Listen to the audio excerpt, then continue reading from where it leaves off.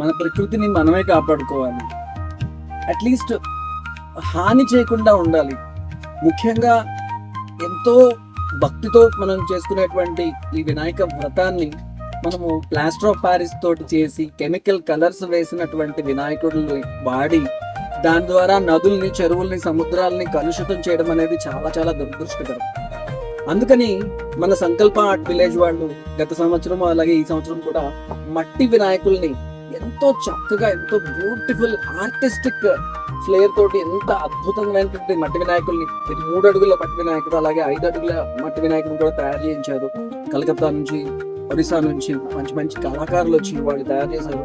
Purely మట్టి and గడ్డి and natural materials. దీన్ని ఎలా తీసుకువెళ్ళి మనము నిమజ్జనం చేసినా కూడా భూమిలో కలిసిపోవడమే తప్ప ఏ విధమైనటువంటి పొల్యూషన్ చేయకుండా ఉండడమే కాకుండా మీరు ఒకసారి చూస్తే ఎంత బ్యూటిఫుల్ గా ఉన్న వినాయకుడు.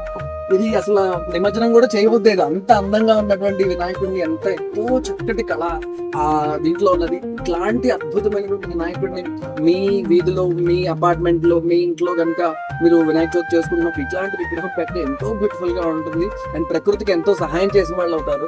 అందువల్ల తప్పకుండా మీకు ఇక్కడ నెంబర్స్ అవన్నీ కూడా డీటెయిల్స్ ఇస్తాము. వీలైతే మీరు కాంటాక్ట్ చేసి సంకల్ప ఆర్ట్ విలేజ్ వాళ్ళు తయారు చేసినటువంటి ఈ వినాయకుడిని ప్రమోట్ చేసి మీరందరూ కూడా ఈ భక్తిని ఎంతో బాగా చాటుకోవడం. భక్తి అంటే కేవలం భగవంతుడి మీద భక్తి కాదు, ప్రకృతి పైన కూడా మనకున్నటువంటి ప్రేమని, భక్తిని, ఆరాధనని మనం చాటుకోవడం కోసం ఇటువంటి న్యాచురల్ గా తయారు చేసినటువంటి వినాయకుడి విగ్రహాలు వాడాలని కోరుకుంటున్నాను. ధన్యవాదాలు.